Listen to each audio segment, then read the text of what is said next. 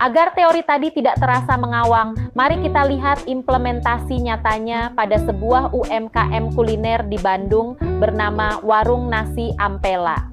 Bayangkan warung ini baru saja dibuka pada Januari 2024 dengan ambisi besar dan modal awal sebesar 50 juta rupiah.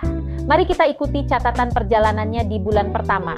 Pada tanggal 2 Januari, pemilik secara resmi menyetorkan modal tersebut sebagai bahan bakar awal usaha. 3 hari kemudian, mereka membelanjakan 10 juta rupiah untuk peralatan dapur agar operasional bisa berjalan.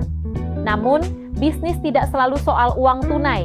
Di tanggal 10, mereka mengambil stok bahan baku senilai 5 juta rupiah, namun secara kredit, artinya ini menjadi utang yang menceritakan komitmen masa depan. Berita baiknya, di tanggal 20, warung ini berhasil meraih penjualan tunai hingga 15 juta rupiah.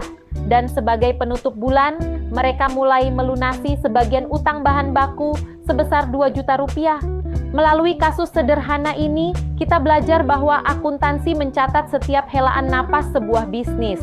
Angka-angka ini bukan sekadar statistik, melainkan narasi tentang bagaimana Warung Nasi Ampela tumbuh dan mengelola tanggung jawabnya.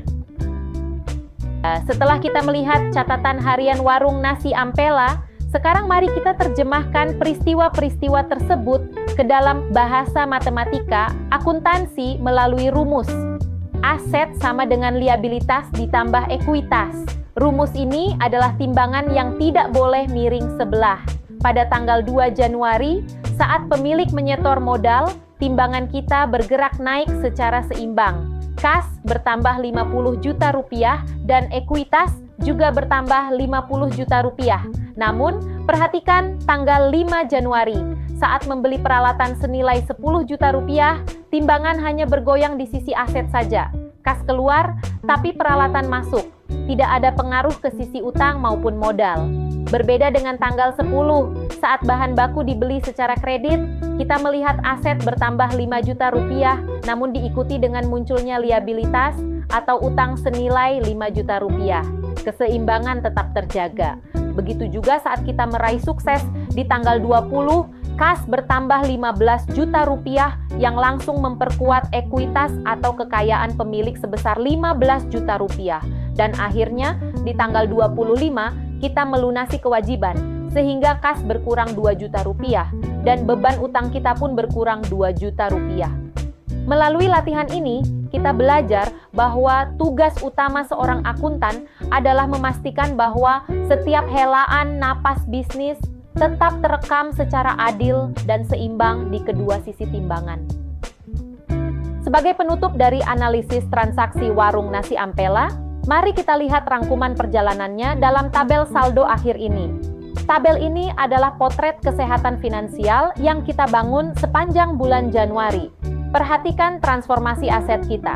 Kita memulai dari 0 rupiah di awal Januari hingga akhirnya di tanggal 25, kita memiliki total aset berupa kas 53 juta rupiah, peralatan 10 juta, dan stok persediaan 5 juta rupiah. Total kekayaan kita mencapai 68 juta rupiah. Namun, kekayaan itu tidak berdiri sendiri. Di sisi seberang, kita masih memiliki tanggung jawab berupa liabilitas atau utang sebesar 3 juta rupiah. Jika aset dikurangi utang tersebut, maka tersisalah ekuitas atau hak bersih pemilik sebesar 65 juta rupiah. Angka ini menceritakan sebuah keberhasilan. Dari modal awal 50 juta, bisnis ini tumbuh menjadi 65 juta dalam sebulan. Inilah kekuatan akuntansi. Ia mengubah kumpulan transaksi menjadi sebuah kesimpulan strategis yang jelas bagi masa depan bisnis Anda. Dari perjalanan Warung Nasi Ampela yang baru saja kita bedah, kita menemukan satu kebenaran mutlak. Setiap rupiah yang bergerak akan selalu menjaga keseimbangan timbangan keuangan kita. Aset akan selalu sama dengan liabilitas ditambah dengan ekuitas. Anda telah melihat bagaimana setiap transaksi, sekecil apapun, terekam di minimal 2 tempat berbeda tanpa pernah menggoyahkan keseimbangan tersebut. Bagi Anda calon pemimpin bisnis, ingatlah satu hal, akuntansi bukan sekadar tumpukan kertas kaku atau deretan angka yang membosankan.